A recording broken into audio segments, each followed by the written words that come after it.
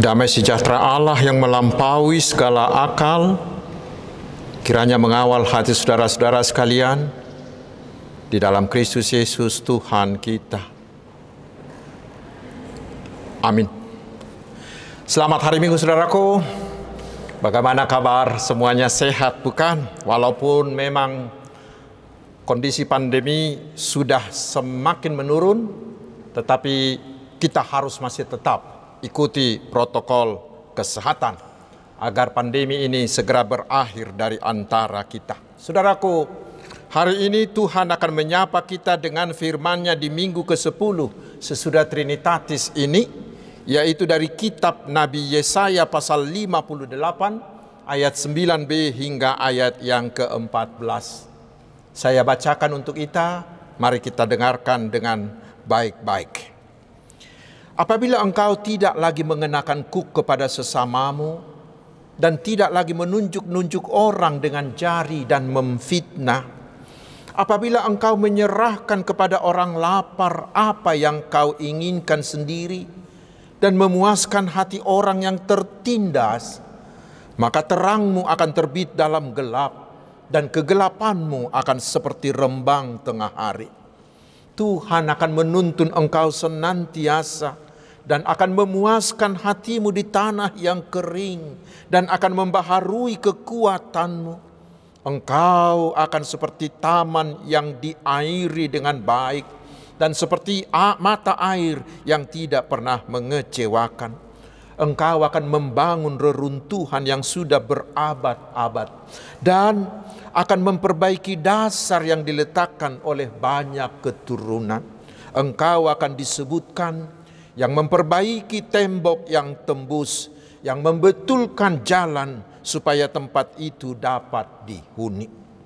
Apabila engkau tidak menginjak-injak hukum Sabat dan tidak melakukan urusanmu pada hari kudusku, apabila engkau menyebutkan hari Sabat hari kenikmatan dan hari kudus Tuhan hari yang mulia, apabila engkau menghormatinya dengan tidak menjalankan segala acaramu dan dengan tidak mengurus urusanmu atau berkata omong kosong, maka engkau akan bersenang-senang karena Tuhan, dan aku akan membuat engkau melintasi puncak bukit-bukit di bumi dengan kendaraan kemenangan.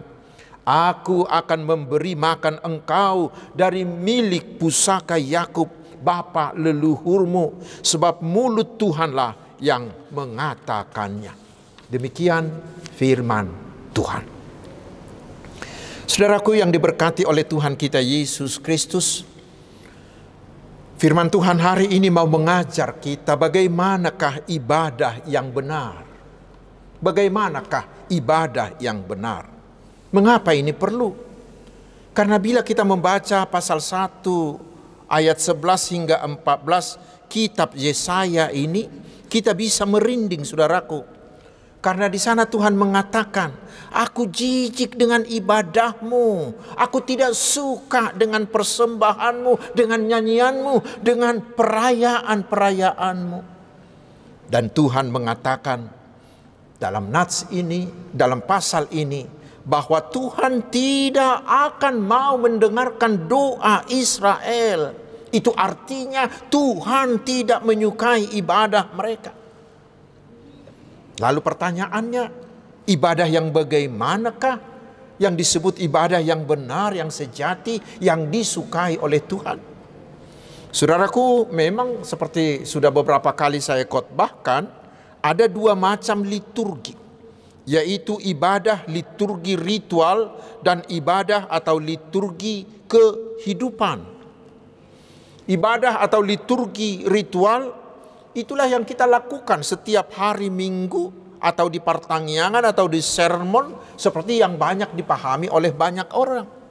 Tetapi saudaraku, itu tidaklah lengkap. Ibadah atau liturgi ritual itu haruslah diikuti oleh ibadah atau liturgi yang kedua, yaitu liturgi kehidupan, yaitu liturgi ibadah kita dalam keseharian kita. Kedua liturgi ini saling terkait dan tidak terpisahkan. Yang satu mendahului yang lain, yang satu menguatkan yang lain. Artinya, setelah kita beribadah di gereja dengan ibadah ritual, itu harus kita buktikan, itu harus kita tunjukkan melalui perbuatan dan melalui tindakan kita dalam kehidupan sehari-hari kita. Lalu kita datang lagi beribadah ritual. Dan setelah itu kita tunjukkan lagi dalam kehidupan kita sehari-hari. Begitu seterusnya dan seterusnya. Sehingga tentang itu ada yang menuliskan begini. Keduanya membentuk gerak hilir mudik tanpa henti. Dan dengan cara tersebut memberi makna bagi hidup. Memberi makna bagi karya dan misi orang Kristen di tengah dunia ini. Karena dengan cara itulah Allah bisa terus mengubah dunia ini. Mengapa? Karena dengan liturgi kehidupan itulah, yaitu ketika kita mempraktekkan apa yang kita lakukan di ibadah ritual, itu kita praktekkan di dalam hidup kita sehari-hari. Dengan cara itulah maka kita bisa menjadi terang, bisa menjadi garam, bisa menjadi berkat bagi sekitar kita. Dan bila kita sudah bisa menjadi terang, menjadi garam, dan menjadi berkat, maka sekitar kita, dunia kita akan berubah ke arah yang lebih baik. Karena itulah saudaraku, altar kita yang sejati bukanlah hanya di seputar altar gereja ini, bukanlah juga di seputar altar keluarga kita. Tetapi itu harus nampak, harus mewujud, harus terbukti dalam hidup kita. Dalam cara bergaul kita, dalam semua tindak laku kita, baik di rumah, di sekolah, di tempat kerja, di tempat bermain, di tempat kursus, di lapo, dan juga di pesta-pesta. Supaya kita jangan seperti bangsa Israel di zaman Yesaya ini. Ketika itu ibadah mereka begitu luar biasanya, meriah banget, banyak persembahan. Mereka rajin berpuasa. Tetapi seperti sudah saya singgung tadi, justru ketika itulah Tuhan mengatakan kepada mereka, aku jijik dengan ibadahmu, aku jijik dengan persembahanmu, aku jijik dengan puasamu. Dan di ayat 3 dari pasal ini Israel protes. Mereka mengatakan kepada Allah, mengapa Tuhan kami berpuasa, mengapa Tuhan kami beribadah, tetapi Engkau Tuhan tidak mau mendengarkan doa kami. Saudaraku, mengapa Tuhan bersikap seperti itu terhadap mereka? Mengapa Tuhan tidak mau mendengarkan doa mereka? Yaitu karena mereka hanya beribadah secara ritual di bait Allah. Tetapi setelah mereka pulang dari bait Allah ke dalam hidup mereka sehari-hari, mereka sama sekali tidak memperdulikan Allah. Karena di luar bait Allah itu mereka melakukan kejahatan, menindas kaum lemah, mengambil paksa harta para yatim, para janda, dan orang-orang miskin. Ketika mereka berdagang, mereka melakukan banyak penipuan dan mereka korupsi. Perilaku mereka benar-benar sangat jauh dari firman Tuhan. Perilaku mereka benar-benar tidak mencerminkan perilaku dari umat Allah. Karena itulah Tuhan mengatakan bahwa mereka, bangsa itu adalah bangsa munafik. Karena di bait Allah mereka sangat saleh, tetapi di luar gereja itu mereka menjadi setan-setan. Karena itulah Tuhan mengatakan jijik terhadap ibadah ritual mereka. Karena itu ingatlah saudaraku, bagaimanapun hebatnya ibadah kita di dalam gereja, itu hanyalah menjadi ibadah palsu. Itu akan bisa menjadi kejijikan bagi Tuhan bila kita tidak menunjukkannya dalam hidup keseharian kita. Bila kita tidak melakukan ibadah kita di dalam kehidupan kita. Dan bila demikian saudaraku hasilnya, Tuhan akan sangat marah. Dan Tuhan tidak akan mendengarkan doa-doa kita. Karena itu saudaraku, mari kita merenungkan firman Tuhan ini dengan hati kita yang terdalam. Karena sekarang kita melihat begitu hebatnya ibadah orang Kristen di Indonesia ini. Terutama sebelum pandemi. Ibadah kita kelihatannya sangat meriah. Gedung-gedung gereja semakin megah. Keuangan-keuangan gereja semakin melimpah. Musik-musiknya semakin hebat. Perayaan-perayaan Kristiani itu semakin fantastis. Tetapi coba lihat saudaraku apa yang terjadi di tengah-tengah masyarakat. Banyak dari pengunjung gereja itu yang terkena OTT, operasi tangkap tangan. Yang korupsi, yang menipu, yang melakukan hal yang tidak senonoh, yang tidak berperilaku seperti anak Tuhan dan lain-lain dan lain-lain. Janganlah ada di antara kita saudaraku yang menganggap bahwa ibadah cukuplah bila kita datang ke gereja ke Parahyangan. Dan janganlah kita membuat ibadah di gereja itu seperti memakai baju. Ketika kita ke gereja kita memakainya. Tetapi setelah kita pulang dari gereja, kita menanggalkannya lalu menggantikannya. Ketika kita ada di gereja, kita kelihatan sangat-sangat saleh, sangat-sangat khusyuk. Tetapi sehabis dari gereja, kita langsung melupakan Tuhan. Bahkan pernah terjadi sehabis kebaktian minggu. Di parkiran gereja itu ada orang yang berantem hanya karena sepeda motornya bersenggolan. Bahkan ada orang yang dari parmingguan langsung ke parmituan. Dari parmingguan langsung ke parjujian. Apakah itu ibadah yang benar? Mari kita renungkan saudaraku. Jangan sampai Tuhan mengatakan kepada kita, aku jijik dengan ibadahmu. Mari kita coba camkan dalam-dalam apa yang dikatakan oleh firman Tuhan di epistel tadi.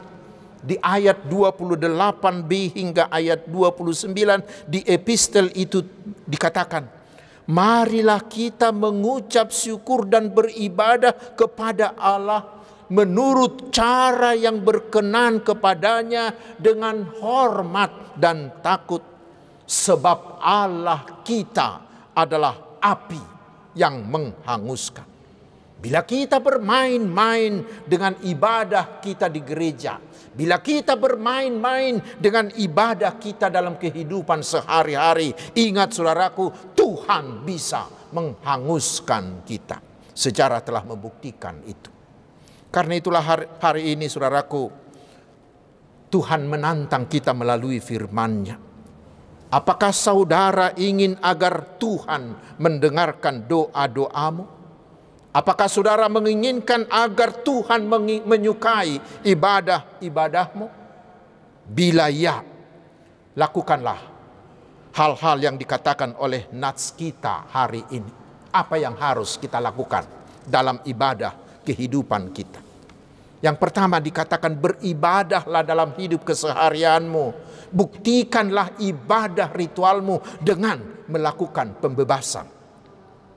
Kita baca di ayat 6 dikatakan, berpuasa yang ku kehendaki ialah supaya engkau membuka belenggu-belenggu kelaliman dan melepaskan tali-tali kuk, supaya engkau memerdekakan orang yang teraniaya.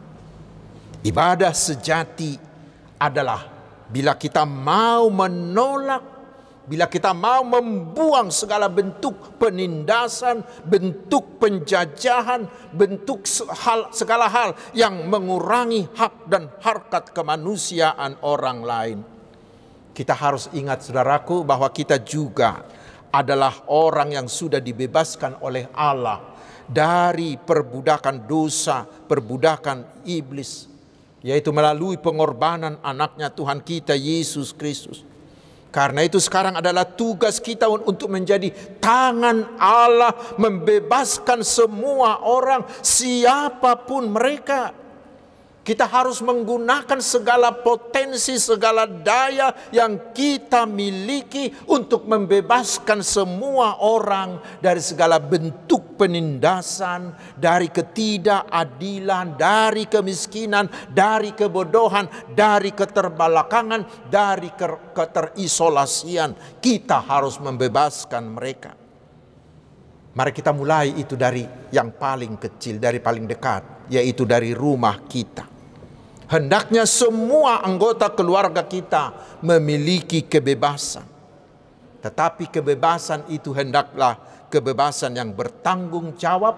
Janganlah menjadi kebebasan yang kebablasan. Itu yang pertama. Lalu yang kedua, ibadah kehidupan yang harus kita lakukan sebagai bukti dari ibadah ritual kita adalah melakukan tugas diakonia. Itu dikatakan di ayat yang ke-7. Dikatakan, supaya engkau memecah-mecah rotimu bagi orang yang lapar dan membawa ke rumahmu orang miskin yang tak punya rumah. Dan apabila engkau melihat orang telanjang, supaya engkau memberi dia pakaian dan tidak menyembunyikan diri terhadap saudaramu sendiri. Juga di ayat 10 dikatakan, apabila engkau menyerahkan kepada orang lapar apa yang kau inginkan sendiri dan memuaskan hati orang yang tertindas. Jangan seperti orang Israel di zaman Yesaya ini. Bila mereka melihat ada orang susah, ada orang miskin di dekat mereka, mereka melihatnya sebagai tanda kutip sebagai mangsa, sebagai korban, sebagai sumber uang. Karena mereka akan datang mendatangi si orang miskin itu. Mereka datang berlagak seperti seorang penyelamat. Dia meminjamkan uangnya kepada orang miskin, tetapi kemudian dia mengambil bunga uang yang sangat-sangat mencekik. Hasilnya si miskin itu semakin miskin, sementara si kaya itu semakin kaya. Saudaraku, buang sikap seperti itu. Justru yang harus kita lakukan adalah sebaliknya. Bila Tuhan memperbolehkan ada orang miskin atau ada kesusahan yang terjadi di sekitar kita, di dekat kita, ingat saudaraku, Tuhan sengaja menempatkan mereka di dekat kita agar kita menjadi tangan Tuhan untuk membantu mereka. Ingatlah apa yang dikatakan oleh Tuhan Yesus di Lukas 6 ayat 36. Hendaklah kamu murah hati seperti Bapamu adalah murah hati. Membantu mereka adalah keharusan bagi orang percaya. Seperti dikatakan Tuhan Yesus di Matius 25 mulai dari ayat 31 hingga ayat 46. Di mana di ayat 40-nya Yesus mengatakan begini, sesungguhnya segala sesuatu yang kamu lakukan untuk salah seorang dari saudaraku yang paling hina ini, kamu melakukannya untuk aku. Dan membantu mereka bukanlah hanya dengan cara yang karitatif saja. Bukan hanya sekedar memberi ikan saja. Tetapi membantu mereka adalah dengan memberi mereka kail. Artinya kita harus memberdayakan mereka sehingga mereka sendiri memiliki kemampuan sendiri untuk keluar, untuk bebas dari kemiskinannya, dari kesusahannya, dari keterbelakangannya itu. Yaitu kita memberdayakan mereka juga dengan membangun sistem ekonomi kerakyatan. Ekonomi yang berpihak kepada orang miskin, kepada orang-orang lemah. Itulah cara kita melakukan ibadah liturgi kehidupan. Lalu yang ketiga, ibadah sejati itu, liturgi kehidupan itu, dikatakan di ayat 9. Apabila engkau tidak lagi mengenakan kuk kepada sesamamu, dan tidak lagi menunjuk-nunjuk orang dengan dan memfitnah. Ibadah yang sejati, saudaraku, adalah bila kita menghormati sesama manusia sebagai ciptaan Allah. Kita harus memperlakukan semua orang, siapapun mereka, sama seperti diri kita sendiri. Kita harus membuang semua bentuk diskriminasi. Diskriminasi karena suku, karena ras, karena agama, karena gender, atau karena strata sosial. Ingat saudaraku, kita sangat berharga di mata Tuhan. Dan saking berharganya, maka Tuhan mau merelakan, memberikan anaknya yang tunggal, Tuhan kita Yesus Kristus, yang mau mati demi kita orang berdosa yang hina itu. Karena itulah kita juga harus menghargai harkat orang-orang, siapapun mereka, menghargai mereka sama seperti diri kita. Bahkan kita harus mengasihi semua orang, siapapun mereka, termasuk orang-orang yang membenci kita. Saudaraku, itulah liturgi kehidupan. Karena itu saudaraku, saya ulangi sekali lagi. Hari ini kita semua ditantang. Tuhan hari ini berkata kepada kita, apakah saudara menginginkan agar ibadahmu disukai Tuhan?